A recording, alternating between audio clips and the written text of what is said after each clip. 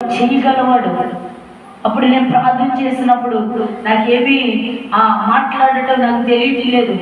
ఆ మామూలుగా ఇలా మాట్లాడటం కూడా రావట్లేదు. ఒక వారం రోజులు కూడా ఆ భాష వస్తుంది. ప్రార్థన భాషలోనే ఆమెనంటో పరలోక ప్రార్థన అన్నీ కూడా నేను ప్రార్థన చేస్తున్నా. ప్రభువా, నా నేలకేంటి తడబడుతుంది, నా నేలకేంటి ఏదో అయిపోతుంది అన్నప్పుడు మరలా నాతో పరిశుద్ధాత్మ దేవుడు మాట్లాడుచున్నాడు. మరలా నీ నోటి నుండి 5 దినముల వరకే నా మాటలు మాత్రమే పలికి అన్నది. దేవుని స్తోత్రం, హల్లెలూయా.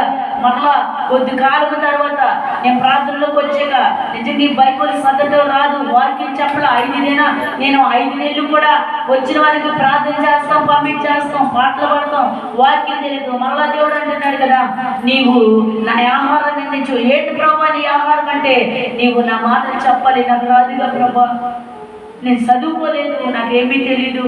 నేను ఎలా అంటే మళ్ళా ఆయన పెద్ద పెద్ద అక్షరాలతో రాసి వాక్యాన్ని చూపిస్తున్నాను. చదువుతావు, దాన్ని చదువుతావు అన్నప్పుడు నా నేలకి నాకు తెలుగు అని మాట్లాడటం ప్రారంభించింది. హల్లెలూయా, హల్లెలూయా. ఆయన ఆశ్చర్య కార్యాలు చేయగలవాడు. ఆయన ఇచ్చిపెట్టే దేవుడు కాదు. మీరు అనుకోవచ్చు ఇది చిన్నపాటిదే కదా, మన జీవితంలో ఎలా మందికి వెళ్తాం అనుకోవచ్చు.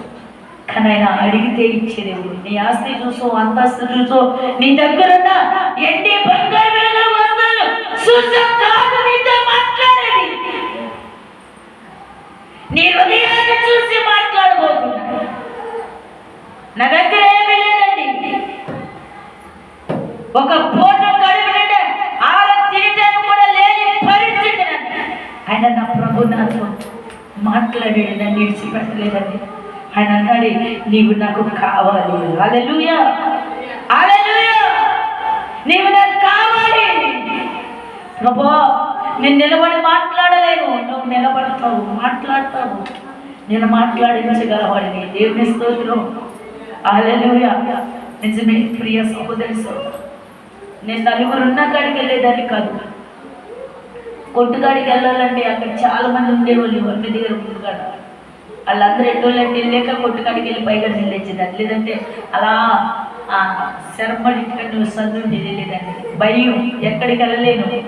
అలాంటి నన్ను నా ప్రభు అన్నాడు కదా, నిన్ను నేను నిలబెట్టి వాడుకోగలవాడని. దేవుని స్తోత్రం, హల్లెలూయా. వేలాది మంది ప్రజల ఎదుట నా దేవుడు నిలిపాడు. ఆశ్చర్యకార్యం చేయగలవాడు. ఈరోజు నేను వాక్యమే చెప్పవలసిన లేదు, నా జీవితంలో జరిగిన మేలులే గొప్ప కార్యం.